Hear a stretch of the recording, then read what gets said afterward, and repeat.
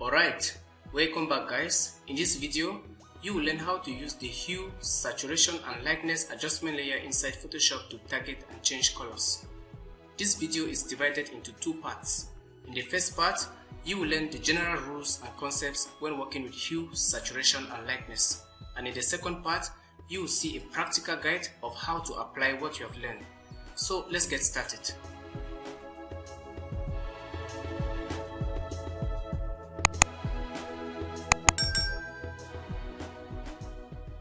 Alright, as you know, there are destructive and non-destructive workflows inside Photoshop. So let us say for instance I intend to change the colors of this guy's suit on the screen. To work destructively, what you would do is to go to Image, Adjustments and choose Hue Saturation. Now any change you apply here will be burnt into this image, which means you can't go back and modify it. And the only way to go back is for you to press Ctrl+Z. Now to add a hue adjustment layer, I'm going to click on the adjustment icon here and choose Hue Saturation. Before we go any further, let's understand what hue, saturation and lightness actually means. Now each time you pick a particular color, we can say you have a hue. Okay, so hue is simply another word for color. So as we can see on the hue slider right here, if I select this portion which is blue, we can say we have a blue hue or a blue color. If I select the portion right here towards the yellow, we say we have a yellow hue or a yellow color. So hue is simply another word for color. Now let us say we select the red portion here, and if I take the saturation slider up, we simply add more red to the existing red color, and if I take it down, we simply reduce the amount of red. So saturation increases or reduces the amount of hue that you have. So if I select the green hue right here, if I need to increase the amount of green here, I can simply increase the saturation by clicking this way, and if I need to reduce the amount of green, I can take it this way. Now the lightness slider here will either make everything completely black or completely white. So if you take this portion towards the darker section here, you can see everything is black on the screen, but if you take it this way, everything becomes white. So to see what you are actually doing on the screen, you have to keep this slider somewhere in between. Now to reset everything we have done, just come here and click on this button. You can also double click on the word hue to reset that value independently, just like so. You can also do the same with saturation. To reset everything, just click on this button. Now if I ask you to change the color of this suit, you can just drag the sliders here. But notice that we actually changed the color, but also affects the guy's face and hands and even the background. Of course, you know that because we have a mask, you can always choose the brush tool and make sure the foreground color is set to black, and then just paint on those portions you don't actually need, like so. It is going to work, but that is going to cost you a lot of time, which is why I don't recommend working like this. So I'm going to delete this layer and add a new one. So we already know that the guy's suit is blue. Okay, so what we have to do now is to target this blue. Tell Photoshop to target the blue. So the way to do that is to click on the word master option right here, and as you can see, we have different colors which we can target. So I'm going to target the blue, and once that is selected, we get the range option right here. The range is divided into two parts. We have the outer range and the inner range. So with this option targeted, I can be able to choose any color from the hue slider here, just like so. Now as you can see, the background doesn't get affected. Now let's say you move the hue slider up to this portion.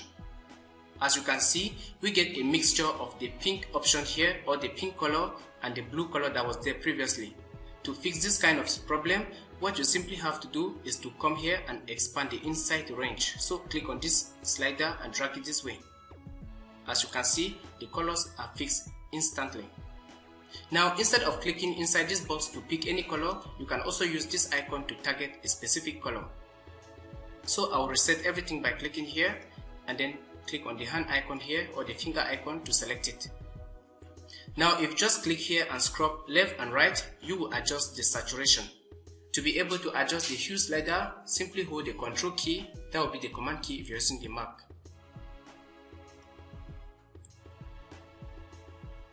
Now, sometimes if you are into character design and illustration, your best option will always be to check colorize. If you hit colorize, Photoshop will normalize all the colors. Now, you just have the option to pick any desired hue here and it will be reflected on the whole image. What you simply have to do is to determine how much of that hue you want present in your design. So for instance, if I need more of this color, I will just increase the saturation like so. As you can see, it becomes visible. And if I need to reduce that color, I can just reduce the saturation slider like so. If I need the color to become darker, I'll just take it towards this portion. And if I need it lighter, I'll just take it towards the white portion like so. Now I'm going to switch to this other document. And as you can see, the lady has a red suit. So if we go to adjustment button here and add hue saturation, even if I click here and target the reds, let's say I pick this color. As you can see, the face has also changed, and as you can see, we have some extra colors going here at the bottom. So the way to fix that is by coming here towards the range, and instead of increasing the range, we have to reduce it this time. So I'll click here and drag this slider inward and also drag this one inward. By adjusting these sliders, we reduce the range, and with the mask layer selected, we can switch to the brush tool and make sure the foreground color is set to black and paint here to hide those details just like so.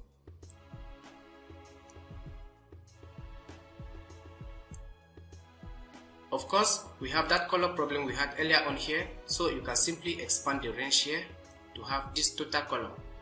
And even if we zoom inside, you can still be able to see these problems. So I think the best way to do here is to apply the HSB HSL slider filter. So I'll center everything to screen by pressing Ctrl 0, then I'll go to File and then choose Revert. Now the first thing I'm going to do is to duplicate the background, so I'll press Ctrl J to duplicate it, and then I'll go to Filter, choose Order, and then choose HSB HSL. Now under the parameters, go to the row order and select HSL, not HSB. And let's not forget that we intend to target the red shirt or the red suit. So I'm going to switch to the channels, and as you can see, we have red, green and blue. But it would not be nice for you to read this channel right now as red, green and blue, because we have simply replaced all these channels with this filter. So instead of you to say red, you say it is hue. Instead of you to say green, you say it is saturation, and blue represents the lightness. So if you need to change the color of this suit, what you simply have to do is to adjust the hue as we learn. And in this case, the hue falls under the red channel because H here, which is the face value, matches with red, which is the face value here. So to select the suit, I'm going to hold the Ctrl key and just click here. Now that the whole channel is selected, I'll return back to RGB, go to layers and just get rid of this layer. Then I'm just going to click on the adjustment icon right here and choose hue saturation. And because we have this active selection, this is going to come in as a mask already applied. Now we targeted that particular color, so I can just be able to click here and change to any given color just like so. Of course, if you have some details here, you can always click on those with our brush to paint them out. And I think this looks good.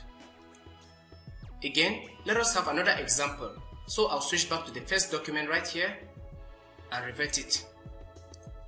Then I'll go to the adjustment icon and add hue saturation. Now let us say I need to change the saturation of this image. So I'm going to click here and take it up to 67. As you can see, this is not the type of saturation that you will want. So for comparison purposes, I'm just going to select this value and copy it. Then I'm going to delete this layer. Then what I will do is to come to the background and then just duplicate it by pressing Ctrl J. Then with the layer 1 selected, I know that I need to increase the saturation. So I'll go to Filter, go to Order, and then choose HSB HSL. Then apply this option and say OK. And again, we know that we need to adjust the saturation value. So I'm going to switch to the channels panel right here, and saturation is represented with green. Because like I said earlier on, each time we replace any image with this particular filter, it overrides the channel options here. So we no longer read this as red, green and blue, but it is H, S and L or H, S and B. So the hue option here represents red, saturation represents green, and the lightness represents the blue. So since I need to increase the saturation naturally, I'm going to select the green. Then what I will do is to hold the Control key and just click on the thumbnail. Now once I have that selected, I'll click on RGB, go to my layers panel and just delete the layer. Now because we have this active selection, I'm going to come here and apply hue saturation. And as you can see, it came in with that selection as a layer mask. Now I'll just select this value, right click and paste the value I copied earlier on.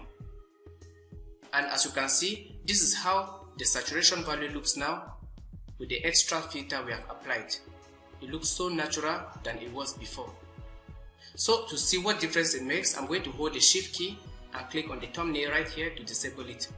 This is how you will normally get the saturation if you didn't have to do this extra step by applying the HSP filter.